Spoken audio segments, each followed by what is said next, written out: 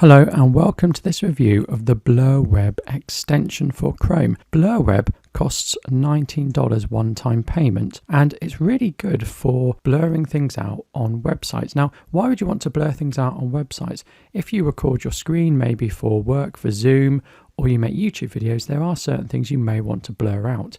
Now, you can blur them out afterwards in a YouTube video, and that's something I do, and you can see me doing it here. But you don't have that option if you are in an online meeting and you're sharing your screen. You can't blur it out afterwards. So I've gone to bookings.com to show you the way Blur Web works. So it's a Chrome extension and you click here and you've got to reload your page. But then once it reloads, you click on it again and you get this little icon down here. Now what we can do is we can blur text out and we can still use it. And that means you can share your screen without worrying about sharing your bank details and various other personal information. For me, making YouTube videos, it's going to speed up my workflow quite considerably because it means I don't have to blur out so much in post-production. It will only work with websites when using Chrome, and you won't be able to blur out the URL. Now, sometimes you get information in the URL that you might not want to share with people. But if you press F11, you can actually hide that from your screen because you make your website full size and it takes up the whole screen. I'm going to go back and I'm going to put this on. So what I can do is down here, I've got a selection of things that I can do. If I click on hide title, my tab title hides. So I'm going to uncheck that, but it doesn't seem to uncheck. So I'm just going to clear it.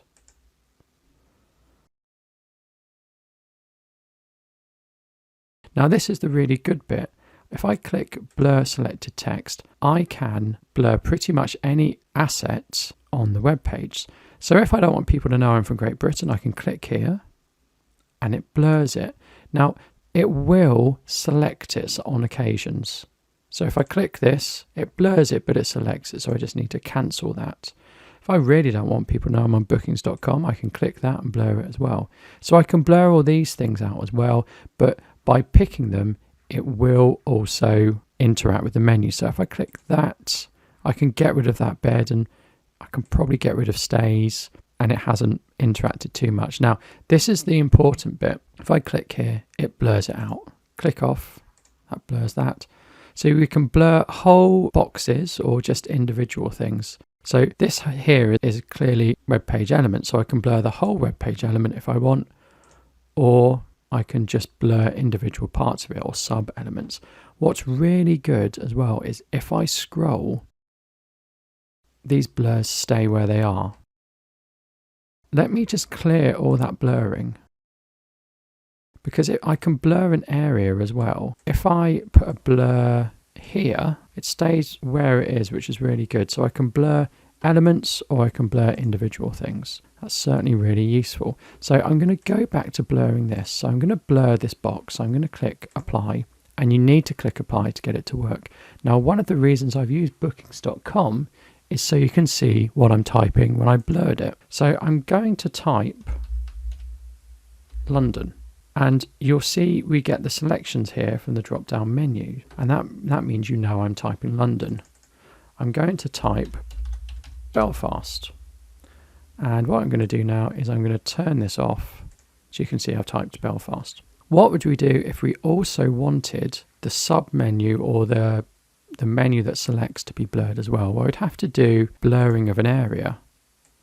So that would probably be enough. So I'm going to apply that.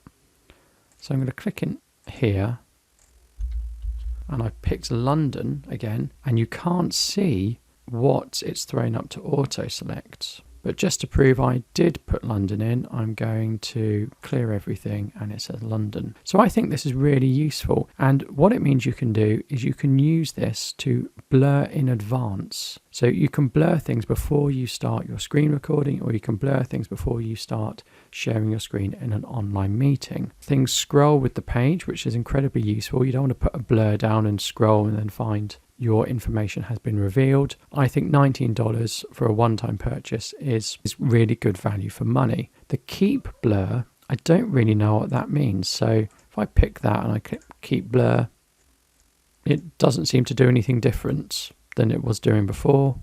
once I've clicked apply and I've put this blur in, if I press F11, I can get rid of my URL if I don't want that to show, and I can use the website and have certain aspects blurred out as well. So do let me know what you think about this. I'm going to do other videos on how to blur specific aspects of your video recordings as well, so do stay tuned for those. Thank you and goodbye.